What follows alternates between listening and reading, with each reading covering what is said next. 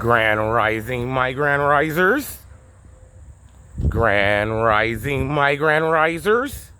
All right, I'm going to talk to y'all today about the day I damn near died, but God stopped it.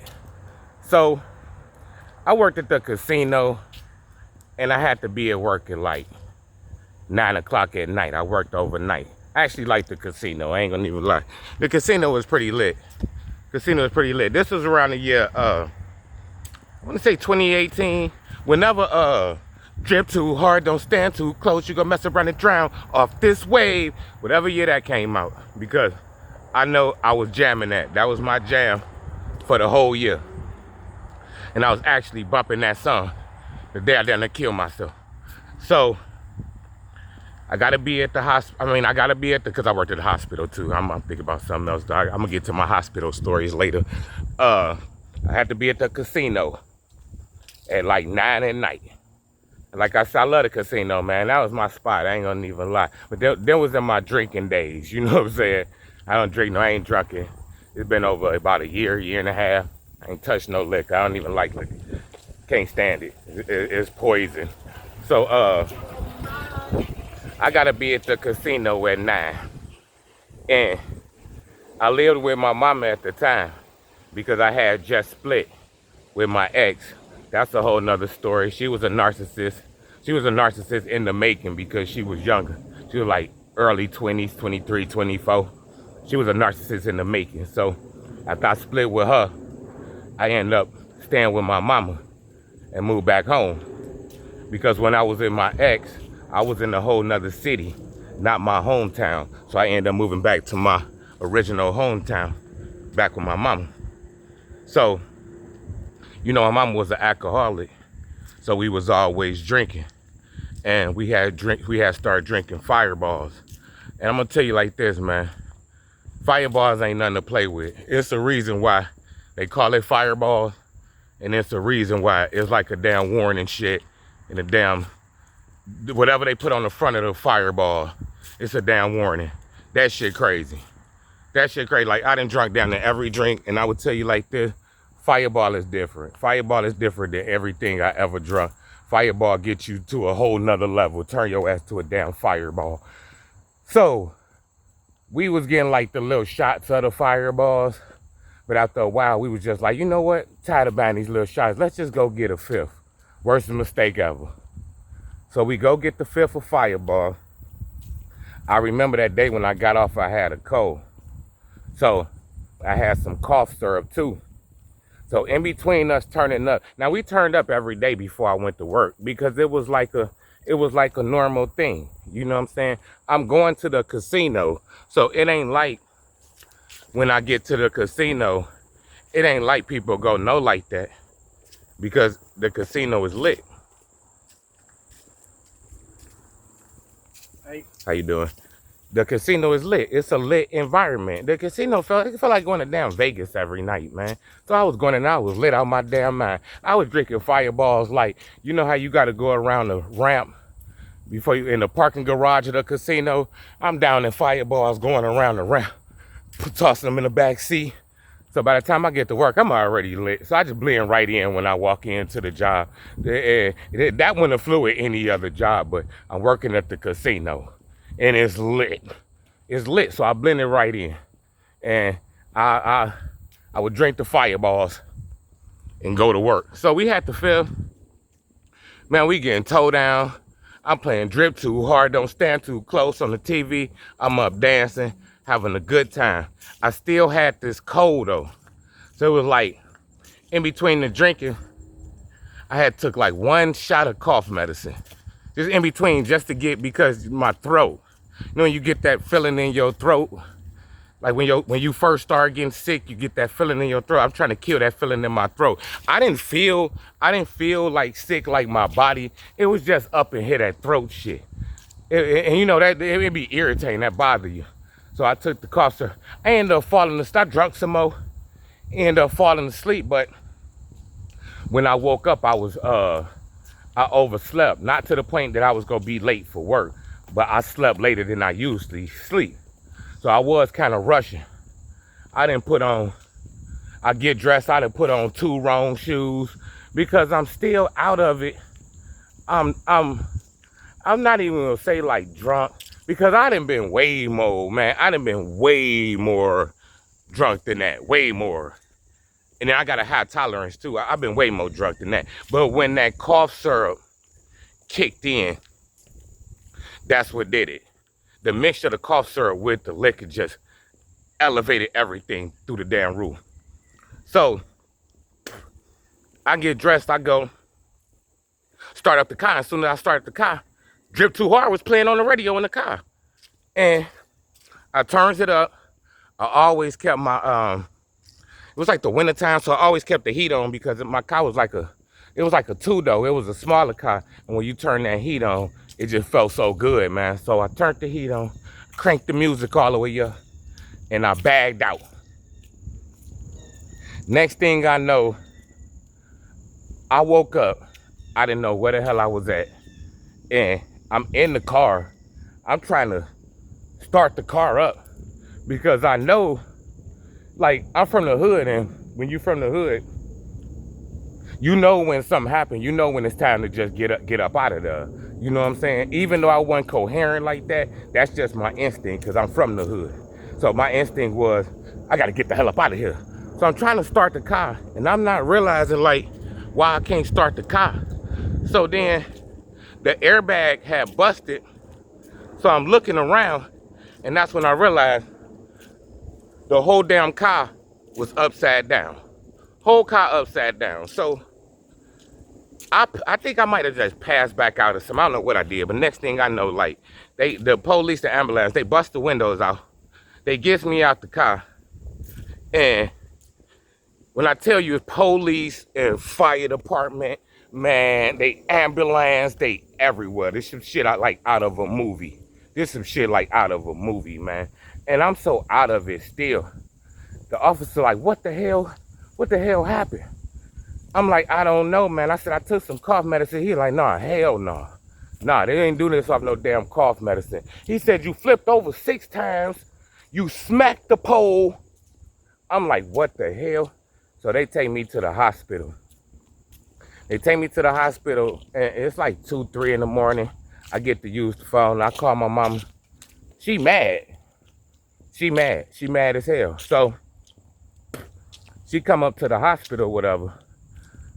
And, you know, some stuff like that. I had a license and everything, but I was drunk as hell. So some stuff like that, they gonna take you to the hospital to get checked out. And then as soon as you leave the hospital, your ass going straight to jail. So they already told me, like, when you got out the hospital, the police was in the room. You know what I'm saying? They brought the police up there. The police around the bed. I'm handcuffed to the bed. So they like, when you get out the hospital, you going straight to jail. They told me that immediately. So I'm in the hospital trying to act like I'm just super hurt. To tell the truth, man, I only had scratches. Like, I had minor bruises. I had scratches and scrapes. Like I was right. Like I got like I fell off a bike or something. I wasn't even messed up like that, man. My body was sore and I was in pain, but I wasn't messed up like that. So I'm in the hospital acting like I'm on my deathbed. I'm about to die. I know I don't want to go to no jail, man. So I'm gonna stay in this hospital as long as I can. Can y'all bring me some to eat? I know they ain't got no, I know they food trash at the jail. I'm trying to waste time. I'm procrastinating. So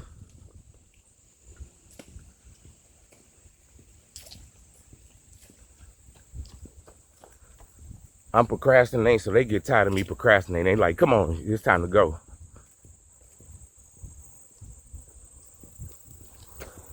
They're like, come on, it's time to go. So I can't even remember what day it was, man. It probably have been like a Saturday morning. This happened on a Friday night, so it went into Saturday morning. So you know when you go to jail on the weekend, you got to stand there until Monday to court. So they takes me to jail, and Monday comes, I done sobered up, and I'm cool. I'm still in a little pain, though, and I feel a little weak. So I get to court. The judge, like, my bond was like $4,000 or something. The judge was pissed off, man. He was like, you know, you could have killed yourself. You could have killed people. All of this. So My mama shows up. He get my bond down to $2,000. Now, mind you, my mama got all of this money in the bank because she just got like $300,000 in life insurance from my stepfather. And I still question his death. And just to be honest, I question my stepfather's death because it was a lot of stuff that didn't add up to me. And he was left with her. This was when I was still with my ex. My stepfather was with my mama. And the stories that she was telling me just ain't add up. It didn't add up at all to me. I didn't understand it. And then the crazy part about it, I never seen her shed one tear about it. Never seen her cry about it. Never seen her do nothing. So, and she was a narc too. So I know it was more behind the scenes that went down with my stepfather than meets the eye. But that's a whole nother story. If I could get in contact with Dateline, I would have called them and told what I thought. I ain't had a number, so I couldn't get in contact with the people from Dateline. So my bond was $2,000. I look at my mama, she say, I'm not paying that. So I'm like, what you mean you ain't paying that? She like, nah, I ain't paying that. She had talked to my,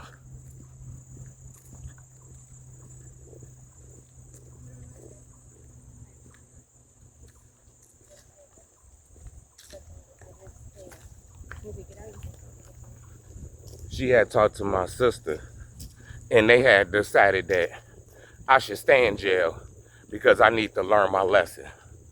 These people sick as hell. They sick as hell. I need to stay in jail and I need to learn my lesson, but I was with you. I was drinking with you. It wasn't like I was out in the street acting a fool. I was at your house with you, getting drunk with you. You let me go out there like that. What the hell lesson I supposed to learn? That you a damn clown? So they having conversations about me while I'm locked up, talking about, yeah, he need to stay in there because he out of control and he need to learn his lesson. These people going to hell because they sick as fuck, man. They sick as fuck. So I convinces her to like get me out of jail or whatever. She bonds me out. I end up paying her back because I was finna get my check from the casino probably in like a couple days. So I ended up just giving her my whole check. We went up there to see the car. I never seen the damn car look that bad in my life. Matter of fact, when I went in there, because we hadn't seen the car, I didn't know how bad it was. I didn't know none of that, man. Because I had like minor scrapes and scratches. So I'm figuring I could go up there and get the car and be able to ride off of some shit. I go up there, man, I ain't never seen no car look that damn bad in my life. Matter of fact, when I walked in there and I told them who I was and I showed them the paperwork for the car, them niggas was in there looking at me. They was like, bro, man, we already knew you was dead. We was talking about it earlier. We said whoever was in this car, they dead. It ain't no way they alive. So they was already looking at me like, not only was I alive, nigga, I'm just like I am right now. I had some minor bruises and scratches. I'm just like I am right now. So the car total, my mama crying, oh, because my stepfather gave me the car. She more worried about the damn car than she is about me. And after that, it was like, I never looked at them the same after that. I never said nothing, man, and I kept on like business as usual because that's how I am. I'm a business as usual type guy. I just take it on the chin and I keep it pushing. I don't even hold no ill feeling. But after that, it was like, I just ain't see them the same, man. I seen them as the ops, and that's how I looked at them, as the ops. I never told them that, but I looked at them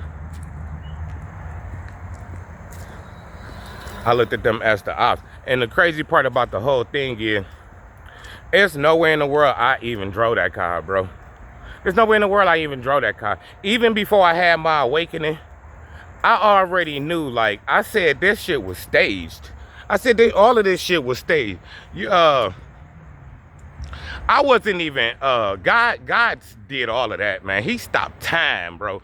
Like, God did, the accident and stuff happened, but when the accident had happened, God already, like, knocked me out and protected me. God shielded me. Because it's no way in the world I would have came out of that the way I came out of it. And like I said, I always knew It never happened. I always knew for a fact it never happened, but I never had proof till I had my awakening. And when I had my awakening, I was like, man, that night I was probably finna die that night. And that's facts, man. I was finna die or I was finna take somebody's life because God stopped me from even driving, and God knocked me out and protected me, and he made the car do whatever the hell it did. But and then he woke me up when the car was upside down. But there's no way in the world I should have survived that. There's no way in the world. And if you seen how the car looked, the car was totaled, man. The car was completely totaled. It was smashed. And it was a little car. And I don't even think I had my seatbelt on. I don't even think I had my seatbelt on. And when people told me what they seen, like witnesses and stuff, when I was in court, like when the judge was saying, reading the witness reports of what they seen, it was like, you flipped over 6 times, you smacked the pole so hard that it knocked the pole down, like one of them big light poles.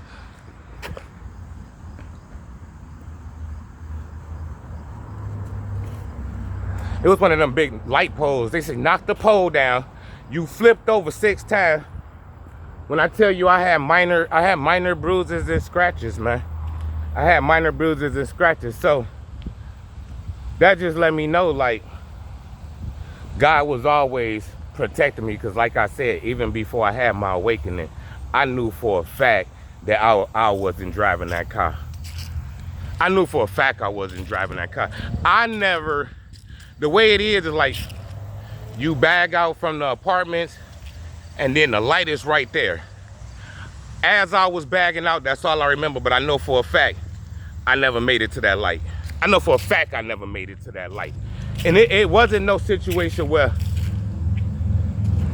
you can't remember nothing. Because like I said, I done been way more drunk. Like way more drunk. I got a high tolerance. And it was more of the cough syrup that made me more sleepier than drunk. So and I had took a nap, so I had slept a lot of that shit off. But it was like the after effects. I was still drunk with the cough syrup, so I was fucked up. But I still could have drove. I still could have drove. I don't think I could have worked. Like, I don't think I could have worked, man. But I still could have drove. And then I had 2 wrong damn shoes on. I didn't even have the right damn shoes on. But the fact of the matter that they tried to leave me locked up because they was gonna take me from holding me, and they was gonna take me to county. They was gonna lock my ass up for real. They was gonna come pick me up and take me to county if the bond couldn't get the $2,000. So it was just crazy because I'm like, bro, I was drinking with you. You know what I'm saying? It ain't like I was out there partying acting a damn fool. I was drinking with you.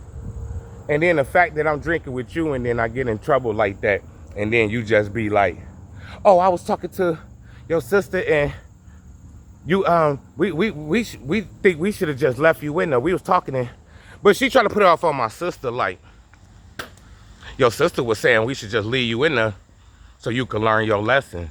Man, when I got out of jail, I came out of jail like Tupac. I ain't even playing, man. I came out of jail like Tupac, and it was on. It was on ever since then. Like, I just looked at them totally different, man. I looked at them totally different. And then after that, our relationship it just went to hell. It just went to hell because, yeah, they did stuff to me in the past. They did a lot of stuff to me in the past. But that was the one thing that it was like, it wasn't no turning back after that, man. It wasn't no turning back after that. I just looked at them completely different because how the hell you gonna be with me? You my damn drinking partner, and then I go out and get in trouble, and you just go leave me out there and hang me out there to dry, then talk shit about me behind my back, knowing that you was part of this shit. Now, if that was me on the other hand, it wouldn't have happened because I'm not letting my kid go out like that, first of all.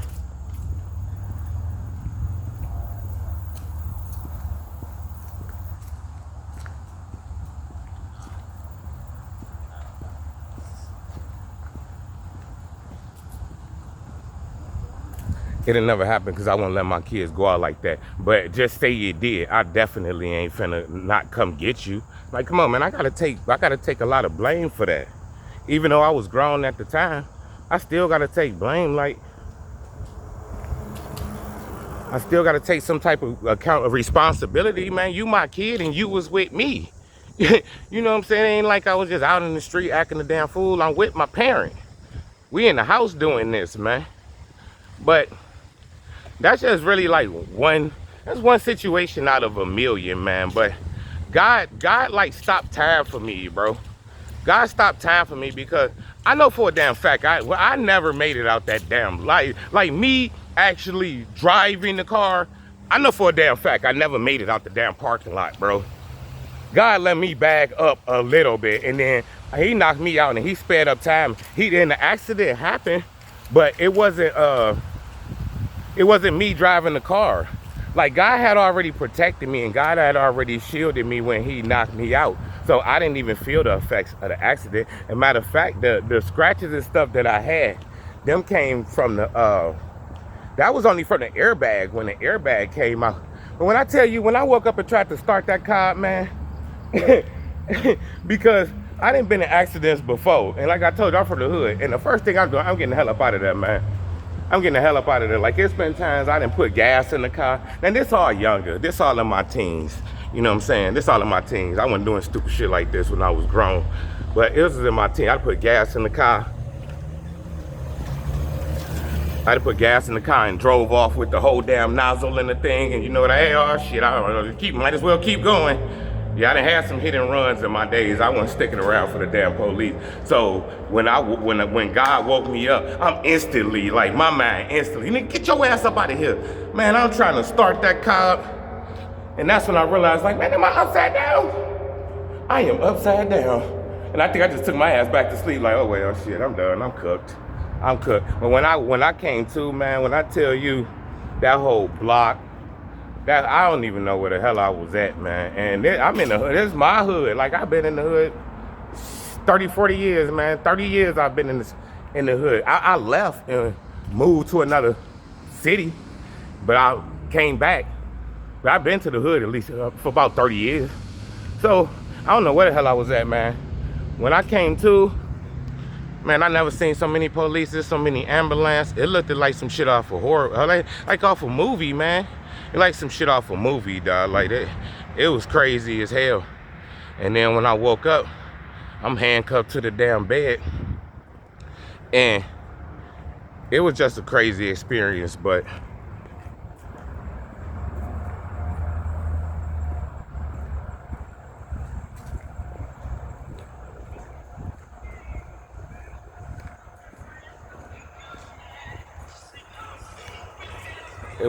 it was a crazy experience. But I knew before I even had my awakening, I said, there's no fucking way.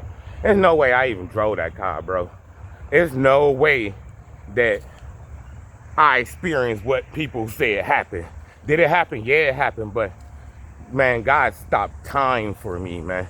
God stopped time, and God put me at the end of the scenario. So I just woke up to the consequences, and never drunk and drove again. Never drunk and drove again. I should have never drunk again, but I had to go. I was still living with my mama, and you know, and when you stand with somebody and they're damn alcoholic, it's easy to fall into that trap where y'all just chilling, kicking it, drinking, because you know, I was just looking at it like having a good time. I wasn't out harming nobody, you know what I'm saying? I wasn't harming nothing but my liver. I wasn't harming nothing but myself. I wasn't harming nothing but myself. But I'm gonna tell you like this, man. Alcohol is a different kind of monster, bro. And that was in my bloodline. I know I switched topics on y'all, but I'm just gonna keep it going because I love talking to y'all. Alcohol was in my bloodline, man. Like, that's one of my generational curse. My whole family struggled with alcohol. When I say my whole family, when I say my whole family, that's with the exception of nobody. Like, that's really big in my family, was that alcohol, man. That alcohol did a number on my family, I promise you. I promise you, man. Because back in the day, like, I never been a drinker. I didn't start drinking heavy till I was like already 30. Like, that's crazy as hell because lean up to me being 30, I smoked weed. I was a smoker, but I didn't drink no damn alcohol as a teenager and stuff, man. Because I was in gangs and shit. I was in a gang and shit. So, you know, I might turn up with the guys, man. I might sip some here and there. You know what I'm saying? Because I gang banged when gang banging was really gang banging. When niggas was really thugs outside. When men was really like mentally men. Not niggas out here wearing dresses and shit. Like I was a gang banger in the 90s, so it was real. You gang banging in the 90s and the early 2000s. I don't know what the hell this shit they doing now. I look at all this shit like cartoon characters. This shit like Sesame Street, man. Like niggas be gang banging and wearing dresses and shit. I'm like, nah, that ain't what it do. That ain't what it do. We would have got our ass killed. If I would have ever went on the block with a damn dress, that would have been the last time you ever see me on the damn block. They would have beat me out that damn dress. Like, facts, man. Facts, but alcohol is a different monster, man. And that plagued my family horribly. Horribly. And like I said, alcohol ain't get bad for me until I was like in my 30s, man. And it wasn't so much like I even enjoyed drinking. I was drinking because A, I was getting narked the fuck up by my ex. There was a whole lot of stuff going on, man. And B, that was my generation. That was my bloodline. That's part of my bloodline curse was gonna be alcohol. So that shit was inevitable for me. And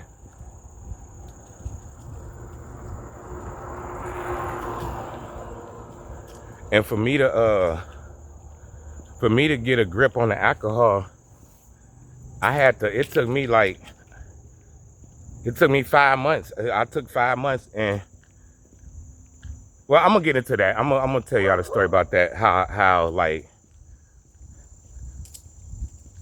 I overcame alcohol, because really, like, my brother had died, and after my brother died, that's when all hell broke loose. I spiraled the hell out of control with the alcohol.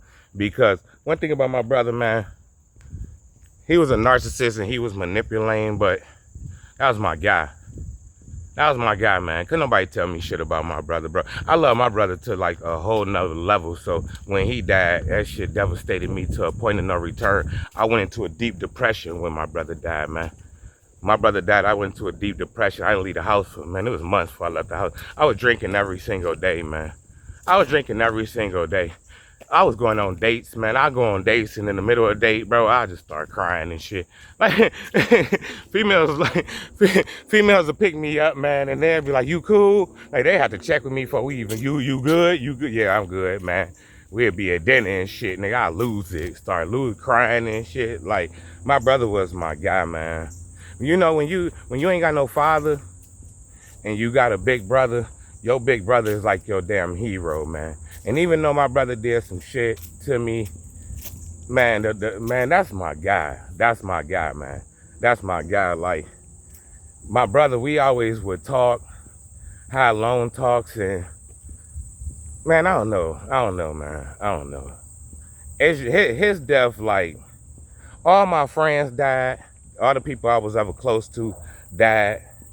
So I didn't experience death a lot of times. Like, I ain't talking about once or twice. I'm talking about 10, 15, 20. Like, all my friends passed, man. My good friends and shit. All them niggas passed. My cousin, I moved to Alabama. He had sickle cell. He passed. Everybody passed, man. So when my brother passed, that shit hit me like a ton of bricks. I ain't even know how to deal with that, man. I ain't even know how to take that one. But and to this day, like, he had a problem with me sometimes, man. But one thing about my brother, man, he tried me one time and I slammed. He was big as hell, though. He was big as hell. But the thing about me, like, I'm him too. I'm him too. And I wasn't like,